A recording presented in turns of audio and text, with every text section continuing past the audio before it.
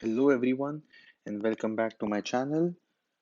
I have got a lot of feedback and suggestions from my viewers, so thank you very much and I appreciate each and every feedback. A lot of people have asked me to give a crash course on all the chapters in mathematics. So today I have decided to start with the first chapter of 11th standard, which is the set theory. So every week I will come with one session in which I will give a brief of one of the chapters from either 11th or 12th. So let's begin our session on set theory today. So before we begin with anything else, let's first see what the definition of a set should be. So the definition of a set is a collection of well-defined objects. So a set is defined as a collection of a well-defined objects. And what does the term well-defined mean is we can say that, for example, a set of all natural numbers. So this thing, all natural numbers, this is well defined. So any number that we pick, we know that it, it is a natural number or it is not a natural number. There is no ambiguity in here. Another example that we would have is all even numbers. Again, the term even numbers is well defined. For every number, we know that this is an even number or this is not an even number. For example, 2, we know that 2 is even number, 3 is not even number. So these sets, such as like the set of all natural numbers, the set of all even numbers, these sets are universal. No matter where we are or what person we are talking to or what numbers we are considering, this set is exactly same. So one property of the set is that all sets are universal.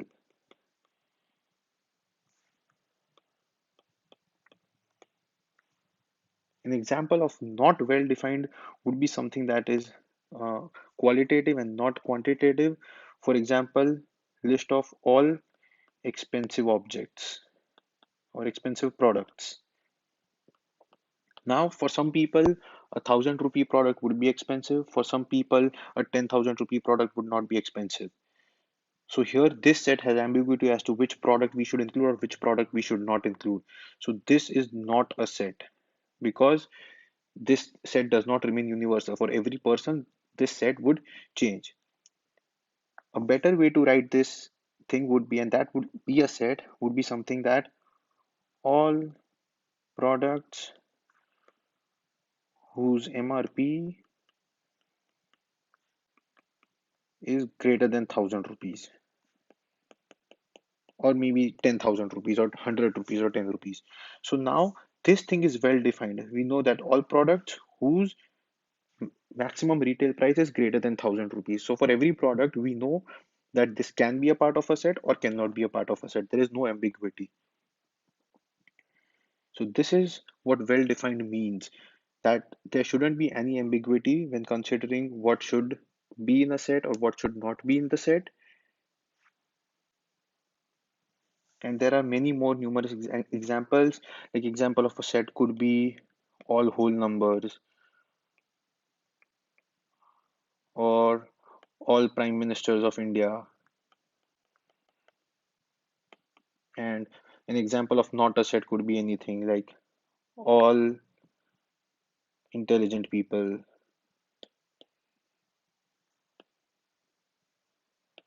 or all poor people.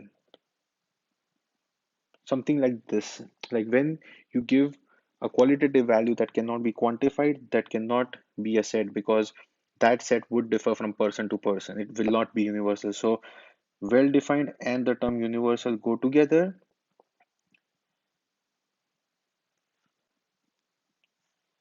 Let's move on to the next part of a set. So let's talk about its notation. So before talking about notation, one thing I want to bring to your notice is element, element of a set. So element of a set is anything that is a part of a set. So for example, if we talk about a set which is all natural numbers, then the elements of that set would be 1, 2, 3, and so on. These are the elements, like that individual number is an element of a set. This is what we mean by the term element. So in my video, I might use this word element a lot. And just in case you don't get confused, I am giving a clarification as to what an element means. So let's talk about notation of a set. So there are two ways of denoting a set. The first way is tabular form, which is also called as the roster form. And what does this mean? So we denote sets in between these curly brackets. So tabular form means just listing all the objects between these two curly brackets. So for example, if we were to talk about an set A, which is natural numbers greater than 2 and less than 5. So now we know this thing is a well-defined thing. We know all natural numbers greater than 2 and less than 5. So we know that the elements of such a set would be 3 and the number 4. So to represent this, we can write A is curly brackets 3, comma 4. This is the way to represent a set. One more important thing is this set can also be represented as 4, comma 3. The order of the elements does not matter in a set. So these two sets are equivalent, and in mathematical term or in the language, we can just say that it is a set which has element 3 and 4. So saying it has element 3, 4 or saying element 4, 3, it's the same thing. The second way of representing a set is set builder form.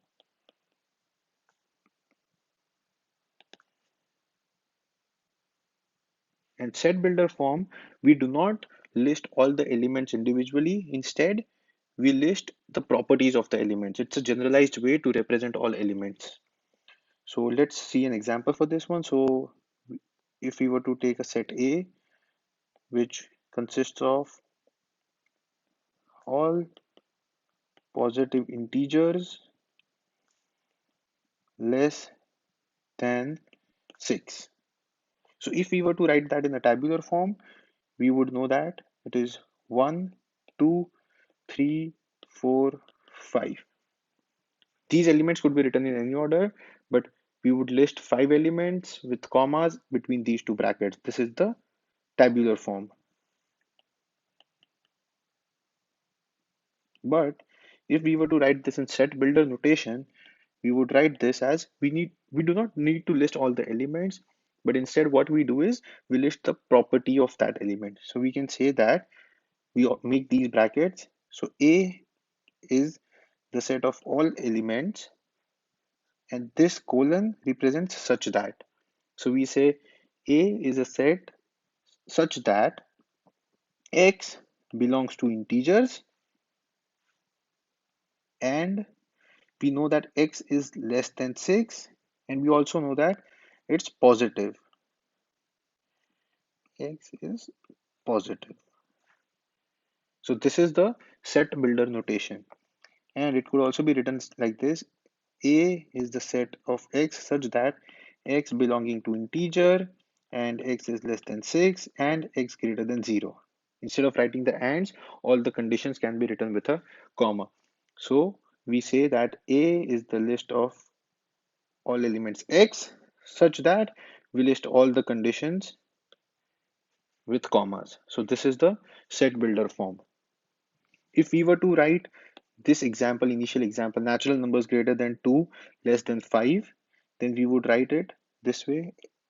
A is the set of all X such that X belonging to natural numbers, X greater than 2, X less than 5.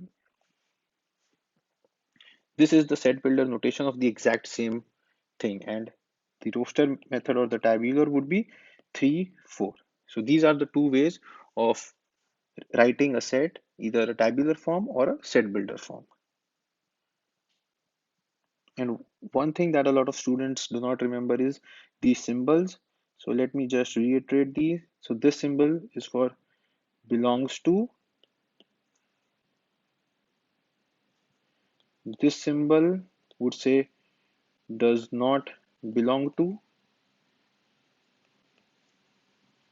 So for example, if we were to say, talk about this set which has elements 3 and 4, then we can say that 3 belongs to A. Because we know that 3 is an element of A, we can also write 4 belongs to A, but we know that 5 does not belong to A. So just a small example to clarify these two representation of belongs to and does not belongs to.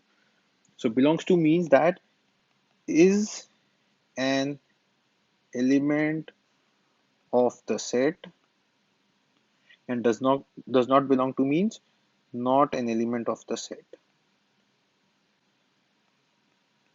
Pretty straightforward definitions of these two. So these are the two symbols, and one more symbol that we use in the set notation in the set builder form is this thing which is known as such that. So such that means we start listing all the conditions.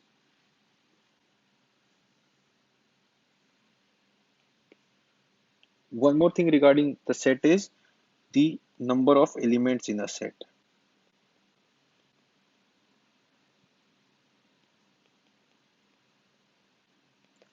So number of elements in a set is written as NA. This thing represents the number of elements in set A.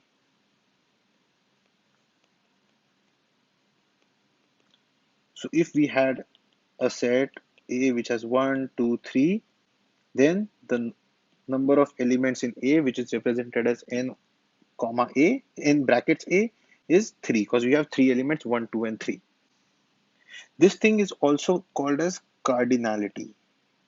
So if you see this term cardinality, don't get confused. Cardinality means the number of elements. There could be a question in which they say what is the cardinality of A, where A is a set containing elements 1 and 2, then we know that cardinality of A is 2 because it has 2 elements. So either you can say number of elements in a set or cardinality of a set. These two things are same. Now let's talk about different types of sets.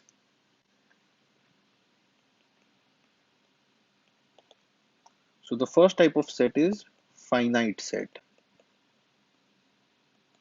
The name is descriptive in itself. So finite set means a set that has finite elements. So such that n of A is a finite number.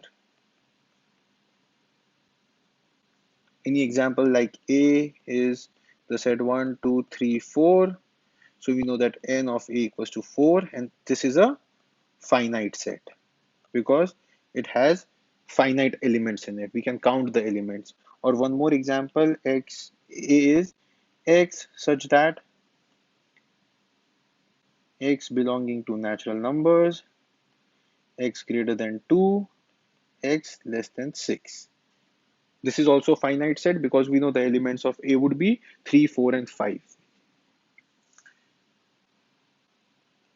Second type of set is infinite set. Again, the name is pretty descriptive. Infinite set means that the elements are infinite. N of A is an infinite number. We cannot count the elements of such set. So if we say that set A X such that X is a natural number. Now we know that there are infinitely many natural numbers, and such a set would be infinite set. Or one more example, Ax such that X belongs to integers. We know that there are many integers from negative infinity to positive infinity, so we cannot count the elements of this set. This is also an infinite set. Another kind of set is empty set. As the name suggests, empty set means the set does not contain any elements. And the way to represent such a set is in tabular form, we would just represent it this way, brackets, and we have nothing. So this is an empty set.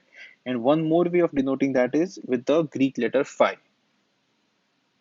An empty set is also called as null set somewhere. So if you see the word null set or empty set, that means that the set is empty. It does not have any elements. The number of elements in A is zero, or the cardinality of A is zero. These all things mean the same. Another kind would be equivalence set. What does equivalence set mean? If we have two sets A and B, these are sets, and n of A equals to n of B, then we say they are equivalence sets. So for example, if A is 1, 2, 3 and B is 4, 5, 6, then A and B are equivalence set because the number of elements in each set is equal to 3.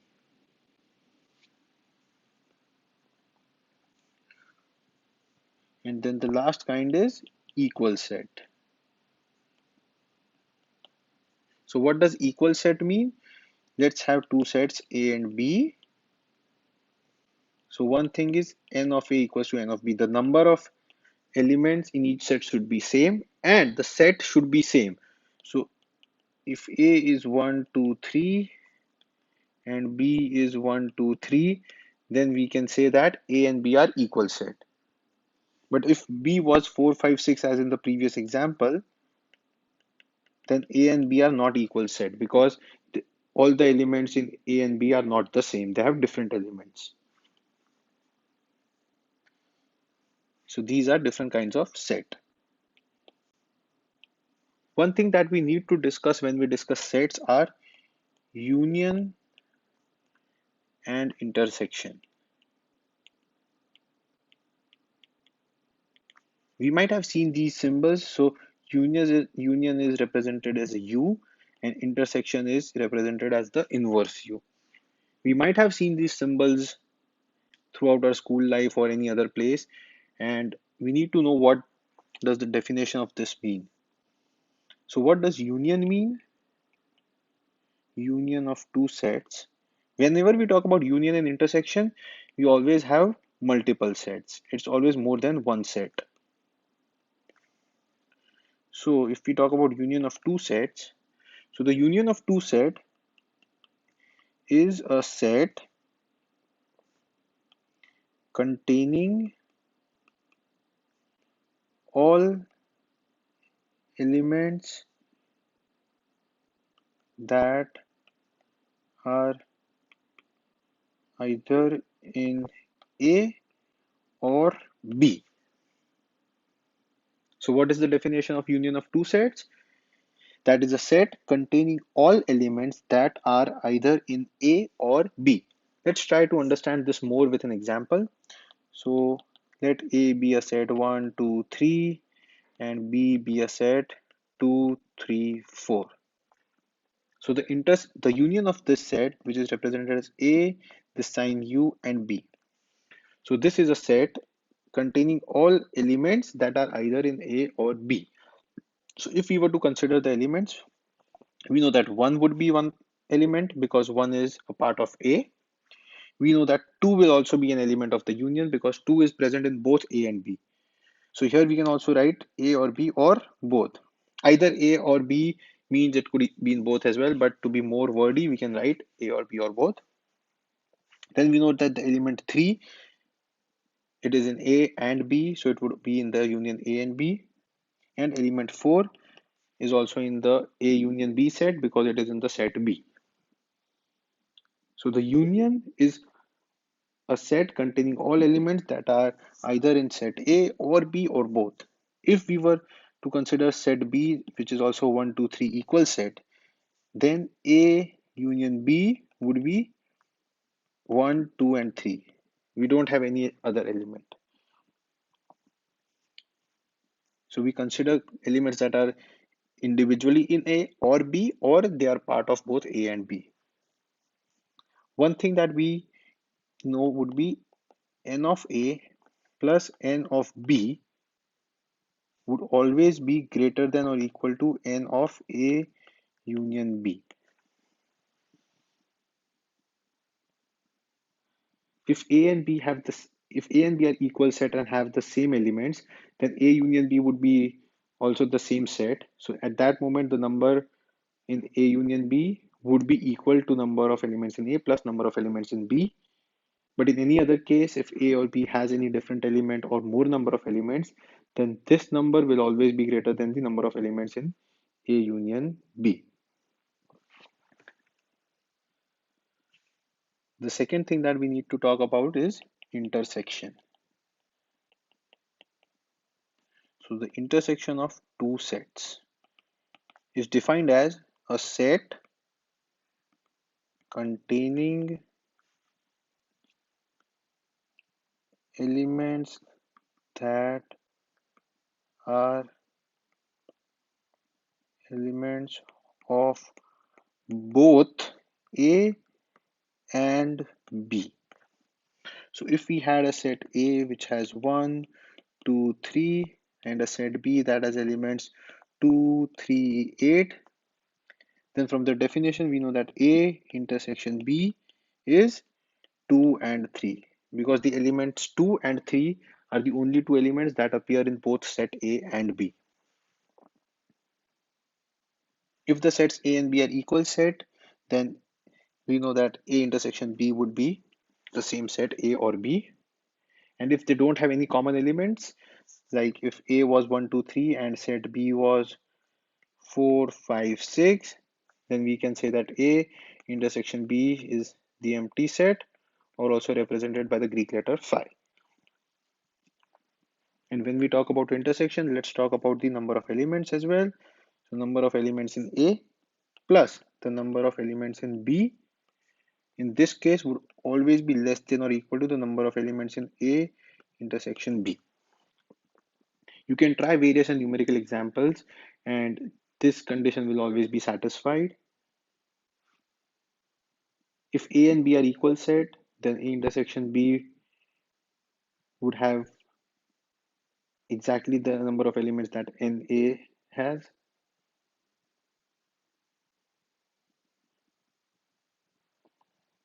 One thing we need to know is A intersection B is always the set A plus the set B minus A intersection B. I'm sorry, this should be A union B. So A union B is set A plus set B minus the intersection. So we'll consider all elements in A, all elements in B, and we might have some repeats. So we remove these. And this thing always holds as well.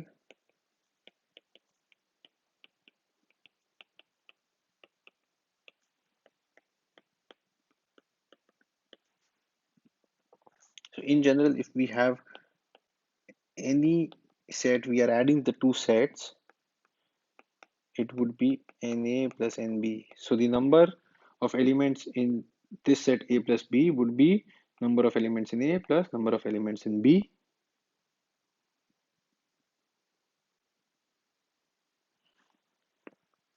Let's move on to the next part.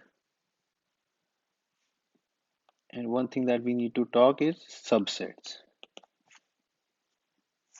So let's list the definition of the subset. So subset, so if we say A is a subset of B, this means that all elements in A are also in B. And the way we denote subsets is A subset B. Now let's see with an example what this definition means. All elements in A are also in B. So if we had a set B that has numbers 1, 2, 3, 4, 5, and a set A that has one, two, only two elements.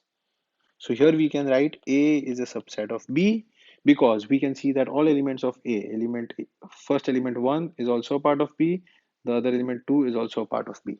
So all elements of A should be in the set B to be called a subset of B. A could also be the exact set 1, 2, 3, 4, and 5. Each element in A is an element in B, so we can say A is a subset of B. Alternately, we can also say that B is a subset of A if A and B are equal sets.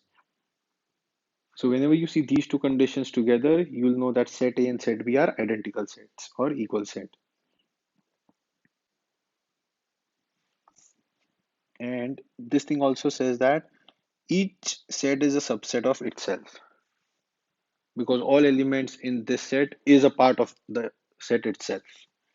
So this is a property of a subset.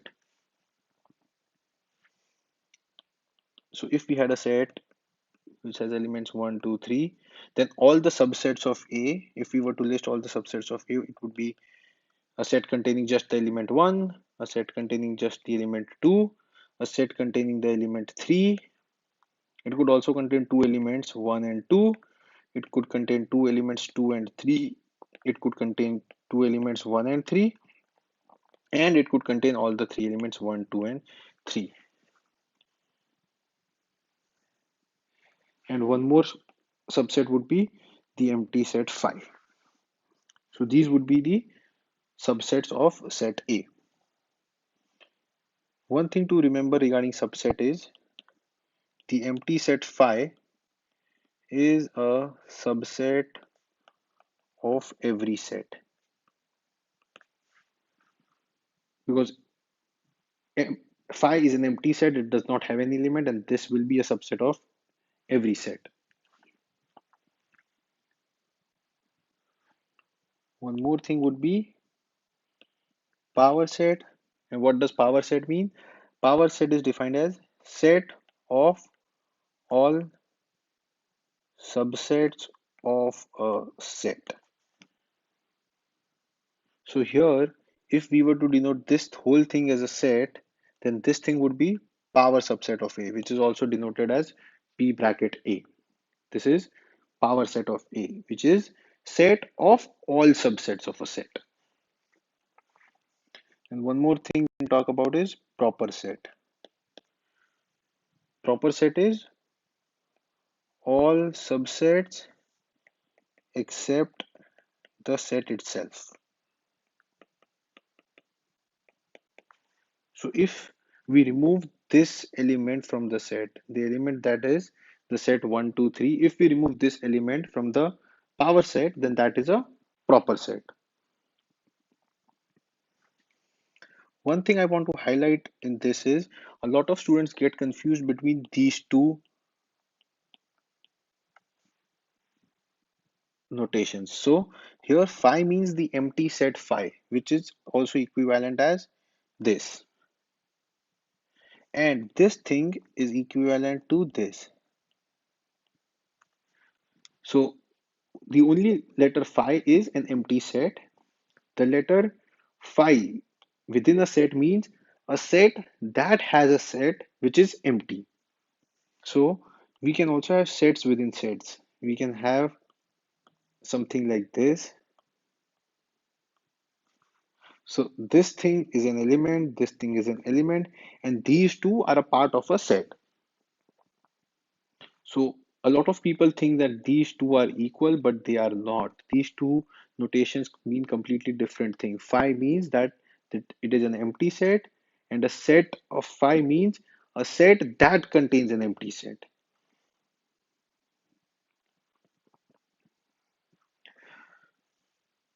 So this is all I got today for sets. Hope to see you back next week. Thank you very much for watching.